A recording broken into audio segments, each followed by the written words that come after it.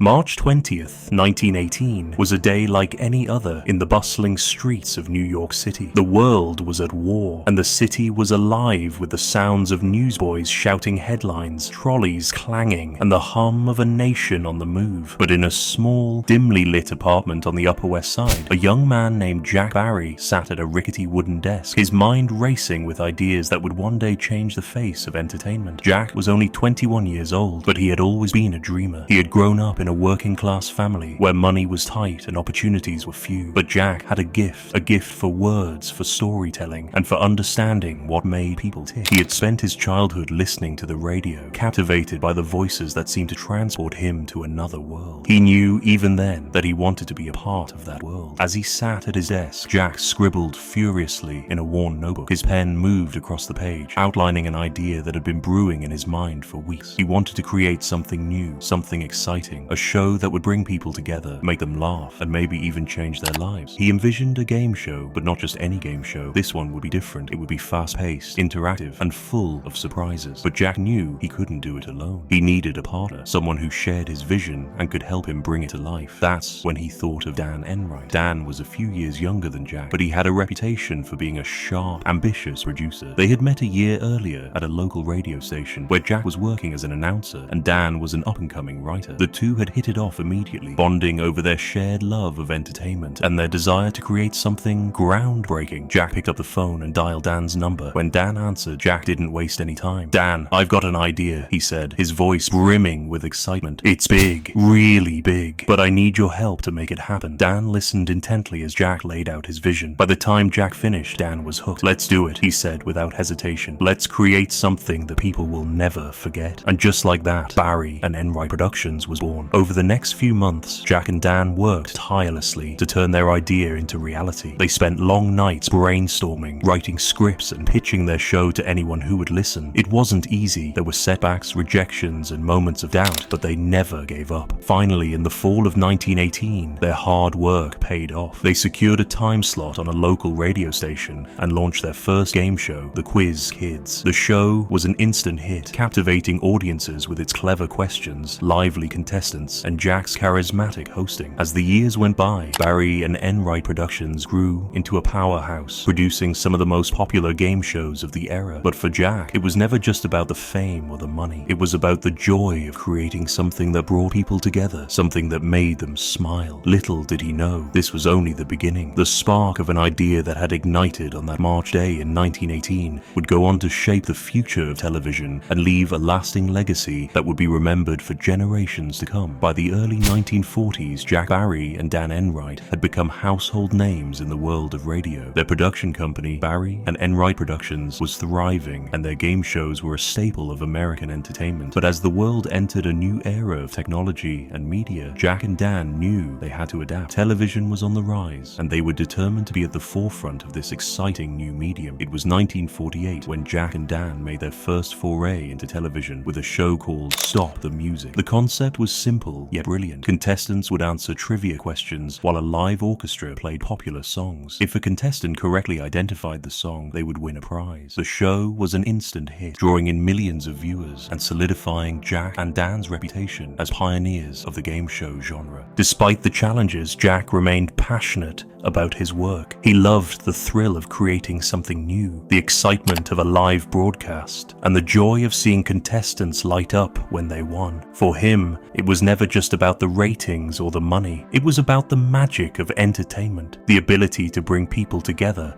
and make them forget their troubles, even if just for a little while. But as the decade progressed, dark clouds began to gather on the horizon. Rumors started to swirl about unethical practices in the game show industry, and Barry and Enright Productions found itself at the center of a growing scandal. It was a turning point that would test Jack and Dan's partnership and their integrity like never before. The late 1950s brought a storm that Jack Barry and Dan Enright could never have anticipated. The game show industry, once a beacon of light-hearted entertainment, was rocked by scandal. Investigations revealed that some shows, including Barry and Enright's 21, had been rigged to ensure certain contestants won while others lost. The public was outraged, and the fallout was swift. Jack and Dan found themselves at the center of the controversy. While they denied direct involvement in the rigging, the damage to their reputation was irreparable. Networks cancelled their shows, advertisers pulled out, and the once thriving Barry and Enright Productions was left in shambles. For Jack, it was a devastating blow. The industry he had helped build now seemed to be crumbling around him. In the aftermath of the scandal, Jack and Dan went their separate ways. Dan moved to Canada to rebuild his career, while Jack stayed in the United States, determined to redeem himself. It wasn't easy. For years, he struggled to find work in an industry that had turned its back on him. But Jack was a fighter. He refused to let the scandal define him. In the 1960s, Jack began to make a comeback. He started small, hosting local shows and working behind the scenes as a producer. Slowly but surely, he regained the trust of audiences and industry insiders alike. By the 1970s, he was back on national television with a new game show called The Joker's Wild. The show was a hit, and it marked a triumphant return for Jack. His signature charm and wit were as sharp as ever, and viewers welcomed him back with open arms. But Jack's journey wasn't just about redemption, it was also about growth. He had learned hard lessons from the scandals of the past, and he was determined to do things differently this time. He focused on creating shows that were fair, transparent, and above all, fun. He wanted to remind people why they had fallen in love with game shows in the first place. As the years went by, Jack became a mentor to a new generation of producers and hosts. He shared his wisdom, his passion, and his unwavering belief in the power of entertainment. He often said, "Television is a mirror of society.